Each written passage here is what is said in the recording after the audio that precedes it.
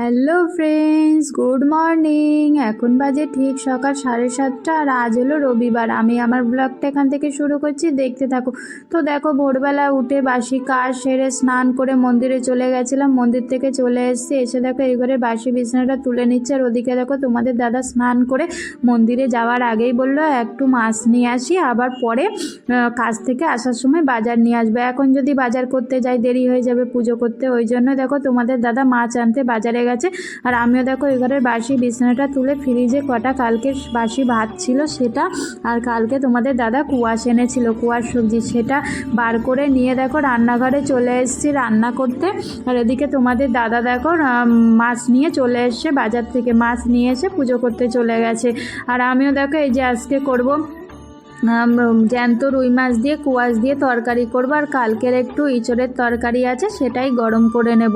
তো দেখো আমার রান্নার দিকে কমপ্লিট হয়ে গেছে। ভাত করেছি, মাছ দিয়ে কুয়াশ দিয়ে তরকারি, কালকের একটু ইঁচড় ছিল গরম করে নিয়েছি। আর ওদিকে মিঠু চলে এসেছিলো কাজ করতে, মিঠু কাজ করে চলে গেছে। আর তোমাদের দাদাও পুজো করে চলে এসেছিলো। তারপরে দেখো দুজনে সকালের খেয়ে নিলাম, নিয়ে দেখো রান্নাঘরে চলে এসেছি রান্নাঘরটাকে ক্লিন করতে। আর তোমাদের তো আগেই ভিডিওতে বলেওছি, দেখিয়েছি যে আমার মেয়েকে বোর্ডিংয়ে দিতে গেছিলাম। মেয়েকে বোর্ডিংয়ে দিয়ে শুক্রবারের দিন সন্ধে 5:30টায় ট্রেনে উঠেছি, আর নেমেছি শনিবারের দিন ভোর 3:30টার সময় নেমেছি ট্রেন থেকে। তো দেখো রান্নাঘরের কাজ আমার কমপ্লিট করে নিচ্ছি। আর জানো তো বেশ গরম পড়ে গেছে, অনেকটাই গরম পড়ে গেছে, আর ঠান্ডা পড়বে না, রোদের তেজও বেড়ে গেছে। তো তারপরে দেখো রান্নাঘরটা পরিষ্কার করা আমার কমপ্লিট হয়ে গেছে। রান্নাঘরটা পরিষ্কার করার পরে যে কাজগুলো করে থাকি, খাবার টেবিল মোছা, তারপরে তোমার ঘর গোছানো, সেগুলোই করে নিচ্ছি। তো তারপরে দেখো টেবিলটাকে মুছে নিয়ে ঘরটাকে পরিষ্কার করতে চলে এসেছি, আর ঘর আনলাটাকে পরিষ্কার করতে চলে এসেছি। আর জানো তো মেয়ের কটা জামা না ছোট হয়ে গেছে, জামা সোয়েটার, সেগুলো ভাবছি এক জায়গায় করে ব্যাগের মধ্যে রেখে দেবো। কালকে মিঠু আসবে কাজ করতে, মিঠুকে দিয়ে দেবো, মিঠু ওর ছোটো ছেলেটাকে পরাবে জামা কাপড়গুলো, সোয়েটারগুলো। ফালতু ভালো ভালোই জামা জানো না, তাই মেয়ের ছোট হয়ে গেছে, ফালতু রেখে জায়গা দখল করে রেখে কি হবে, তাই না? তো দেখো আলনাটাকে গুছিয়ে নিয়ে এবার ব্যাগের মধ্যে ওগুলোকে ভরে রাখছি। যখনই জামা ছোট ছোট হয়ে যায় মিঠুকে দিয়ে দিই, ওর ছোট ছেলেটাকে পড়াই নিয়ে গিয়ে। তো তারপরে দেখো এই কাজটা করে এসে ছাদে চলে এসেছি গাছগুলোতে জল দিতে। আর গাছগুলোতে জানো তো এখন ভাবছি আর কদিন পরের থেকে ভাবছি আর রোদ্দুর থাকতে জল দেব না, কারণ গরম পড়ে যাবে, রোদ থাকতে জল দিলে গাছ মরে যাবার সম্ভাবনা থাকে।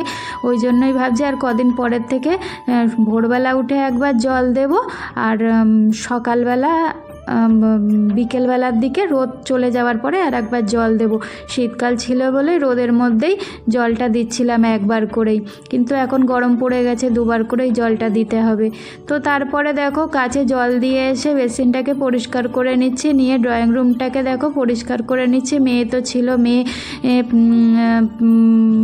অগোছালো করে রেখে দিয়েছিল, আর মেয়ের সাথে তো আমি গেছিলাম, ওই জন্য আর গোছানো হয়নি, তাই দেখো গুছিয়ে নিচ্ছি। আর এই যে অরেঞ্জগুলো দেখেছো, মেয়েকে দিতে গেছিলাম সেই সময় নিয়ে এসেছি কিনে, তাই সেটা ফুটবলের মধ্যে রেখে দিচ্ছে। আর সোফাটাও না ধুলো পড়েছিল, সোফাটাকেও দেখো একটু ঝেড়ে ঝুড়ে নিলাম, নিয়ে সেন্টার টেবিলটাকেও পরিষ্কার করে নিলাম। তারপরে দেখো তোমাদের তো আগের ভিডিওতে দেখিয়েছি যে আমি তোমাদের দাদা চোখের ডাক্তার দেখিয়েছি, চোখের ডাক্তার 2-3টে ড্রপ দিয়েছে চোখের, ওই জন্য একা একা তো দেওয়া যায় না। তোমাদের দাদা কাজে যাওয়ার আগেই দেখো আমার চোখের ড্রপটা দিয়ে দিল, আর তোমাদের দাদার চোখেও আমি ড্রপটা দুজনের চোখেই ওষুধটা লাগিয়ে দিলাম। দেওয়ার পরে তোমাদের দাদা ওদিকে কাজ করতে চলে গেছে, আমিও আমার কাজে লেগে পড়েছি। এই টেবিলটাকে না প্রচণ্ড ধুলো, যেমন ধুলো পড়েছিল তেমন ঝুলো হয়েছিল, সেগুলোকে দেখে একটু কলেন দিয়ে টেবিলটাকে একটু মুছে নিলাম, নিয়ে কোটো কাটাগুলোও না ধুলো পড়েছিল, সেগুলোকেও একটু মুছে নিলাম। আর মিঠু তো সকালবেলা মুছে দিয়ে যায়, ঝাড় দিয়ে যায়, ওই জন্য দেখো যে ধুলোগুলো এখন পড়ছে দুপুরবেলা খাওয়া দাওয়ার পরে যে যখন আমি ঝাড় দেব তখন এইগুলো একটু ঝাড় দিয়ে নেব, ধুলোগুলো ঝাড় দিয়ে ধুলোগুলো ফেলে দেব। তো তারপরে দেখো টেবিলটা পরিষ্কার করা আমার কমপ্লিট হয়ে গেছে। এই যে মেয়ে যে টেন্ট হাউসটাকে টানিয়ে রেখে দিয়েছিল না, মেয়ে তো এখন বোর্ডিংয়ে চলে গেছে, ফালতু টানানো রেখে কী হবে, ওই জন্য দেখো আবার ভাঁজ করে গুটিয়ে রেখে দিচ্ছি। ও আসবে যখন তখন আবার টানিয়ে নেবে, ফালতু টানিয়ে রেখে জায়গা দখল করে জায়গা জুড়ে থাকবে, কেমন একটা লাগে দেখতে। ওই জন্য দেখো ভাঁজ করে রেখে দিয়ে দেখো দুপুর এখন 2:30 মতন বাজে। তোমাদের দাদাও চলে এসেছিলো কাজ থেকে, দুজনে খেয়ে নিয়েছি। খেয়ে নিয়ে দেখো আমি আমার বিকেলের কাজগুলো করে নিচ্ছি, জল ভরা, তারপরে ঘর ঝাড় দেওয়া, তারপরে জামা কাপড় তুলে আনলায় ভাঁজ করে রাখা, সেগুলো বিকেলবেলা যে কাজগুলো করে থাকি সেগুলোই করে নিচ্ছি। নিয়ে দেখো এবারে জানলাগুলো বন্ধ করে দিচ্ছি, দিয়ে তারপরে সন্ধ্যাবেলা সন্ধ্যা দিতে চলে এসেছি। আর ওদিকে তোমাদের দাদা কাজে চলে গেছে। তো দেখো প্রসাদ লাগিয়ে প্রভুকে আরতি করে নিচ্ছি। নিয়ে দেখো আমার পুজো কমপ্লিট হয়ে গেছে। আর তোমাদের দাদা না বলছিল, কদিন ধরেই বলছিল একটু পায়েস খাবে, ঘরে গুঁড়ো আছে, ওই জন্য কালকে চাল আর দুধ এনেছিল।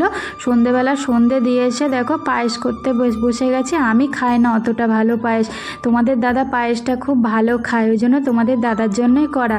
তারপরে দেখো তোমাদের দাদা সন্ধেবেলা কাজ থেকে আসার সময় বাজার নিয়ে এসছে, টমেটো, শিম, কুমড়ো, বেগুন, নিম পাতা এনেছে, নিম বেগুন খাবে বলে।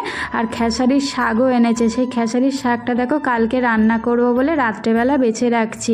তো আমার ব্লগটা এই পর্যন্তই। যদি ভালো লেগে থাকে লাইক কমেন্ট শেয়ার করে দিও। টাটা।